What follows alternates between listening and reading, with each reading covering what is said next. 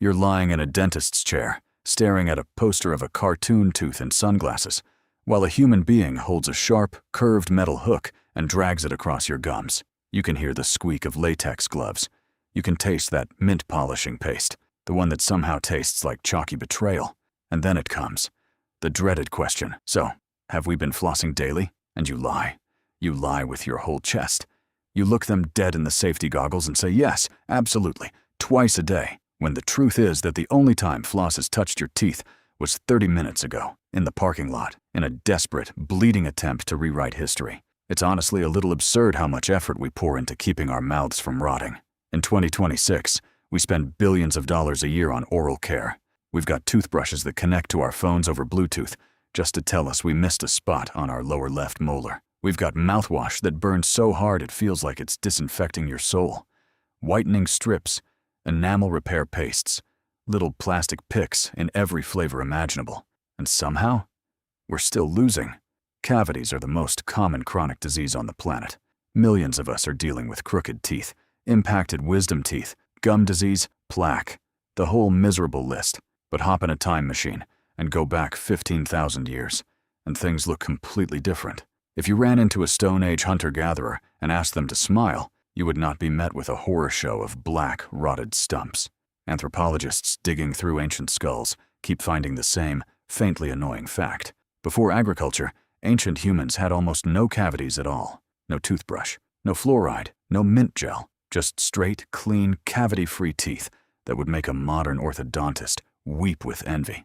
So how did people who slept in caves and wiped their faces with leaves end up with better teeth than you? To answer that, we need to understand what a cavity actually is. Your mouth is home to billions of bacteria. Most of them are harmless roommates, just quietly living their lives. But there's one species in particular, Streptococcus mutans, that's basically the party animal of your mouth, and its favorite food in the entire world is sugar. Every time you drink a soda, eat a slice of bread, or tear through a sleeve of cookies, you're throwing an all-you-can-eat buffet for these bacteria. They gorge themselves, and as a byproduct, they excrete acid. That's really what's happening. It's bacterial waste, and that acid sits on your enamel and slowly eats through it. That's a cavity. Now compare that to the Stone Age diet. Hunter-gatherers didn't have processed sugar. No white bread, no caramel macchiato, no bag of gummy bears.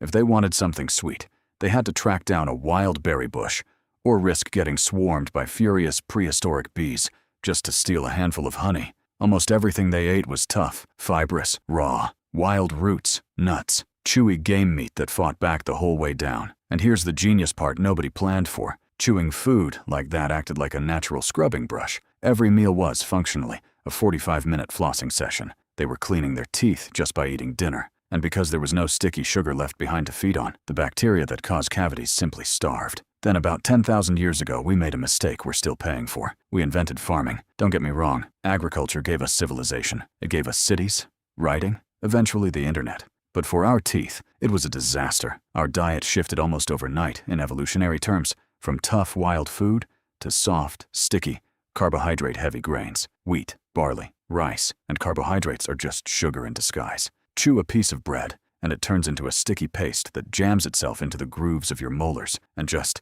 stays there. You can actually watch this happen in the fossil record. Archaeologists can point to the exact moment a population switched from hunting to farming because their skulls go from beautifully healthy teeth to rows of decay almost overnight. We traded our teeth for a stable food supply. But what happened when things went wrong anyway? Because even without sugar, people still cracked a tooth on a hard nut or wore their enamel down to the nerve-chewing, gritty, dirt-covered roots. With no dental clinics, what did they do? Just suffer? Actually, no. Our ancestors were shockingly good at DIY dentistry. In 2015, archaeologists studying a 14,000-year-old skeleton in Italy noticed something strange in one of the lower molars. Under a microscope, tiny scratches carved right into the decayed part of the tooth. Someone had taken a razor-sharp flint tool and manually scraped the rot out by hand. A prehistoric dental drill, operated with nothing but a steady grip and a sharp rock. Just sit with that for a second. Someone digging into your sensitive, decayed tooth with stone, while you try not to pass out on the cave floor. And it gets stranger, because once the rot was out, you couldn't just leave a hole in your tooth. In Slovenia,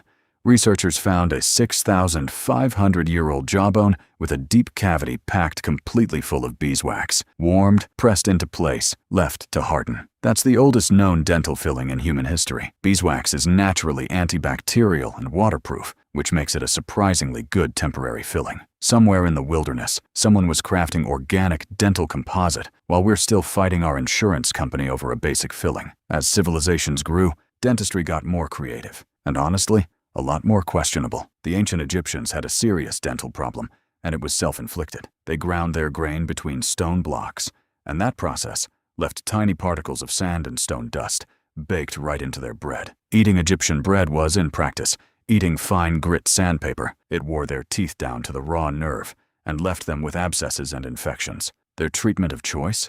Egyptian medical papyri describe a paste of ground mouse brains, honey, and sweet beer, rubbed directly onto the aching tooth. And if that didn't work, urine used as a mouthwash, because the ammonia in it does actually have a mild antibacterial effect. Meanwhile, on the other side of the world, the Maya took dentistry somewhere completely different.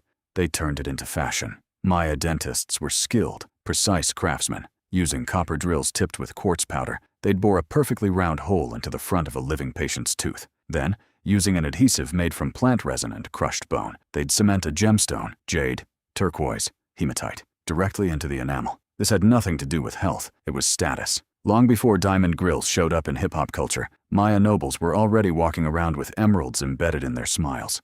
Of course, prevention is always easier than a flintstone drill. And across Asia, Africa, and the Middle East, ancient cultures found a genuinely clever way to clean their teeth every single day.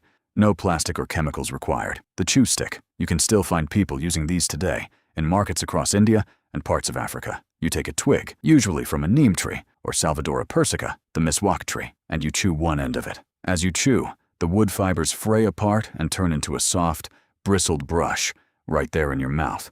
You scrub your teeth with it. You massage your gums with it. And this wasn't a scrappy workaround.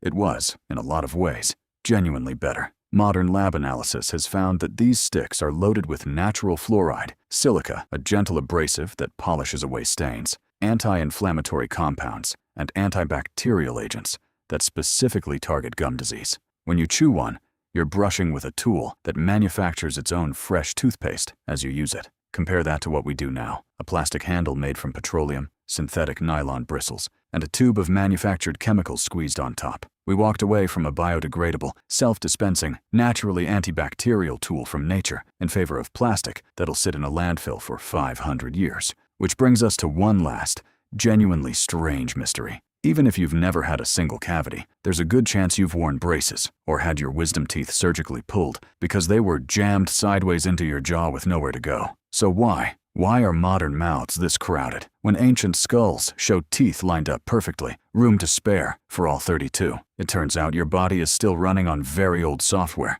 and that software needs a specific kind of input to work properly. When a baby's born today, we start them on soft formula, blended purees, yogurt, mashed banana, and it barely changes as we grow up. Burgers, pasta, sliced bread, cooked vegetables. Our jaws are almost never asked to do real work, but bone isn't static. It's living tissue, and it only grows wide and strong when it's put under mechanical stress. In the Stone Age, toddlers gnawed on tough roots, raw meat, fibrous plants, real resistance, every single day. That constant pressure is exactly what a growing jawbone needs. It stimulates the bone to grow wide, strong, and forward set. Because their jaws reached their full genetic potential, there was room. Room for all 32 teeth to come in straight, wisdom teeth included. But modern food is pre-chewed for us, blended, softened, and our jaws never get that workout. So they grow in narrow, weak, and slightly recessed.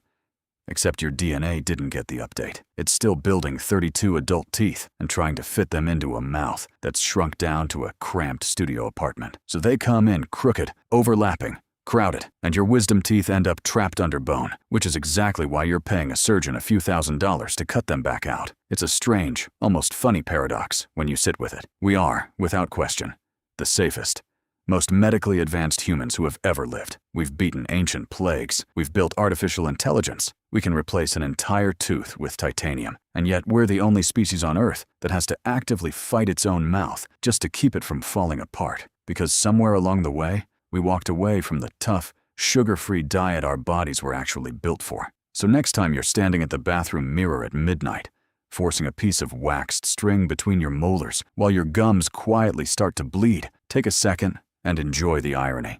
Your ancestors lived in real fear of being eaten by cave hyenas, but at least none of them ever had to sit through a lecture about flossing with mammoth hair.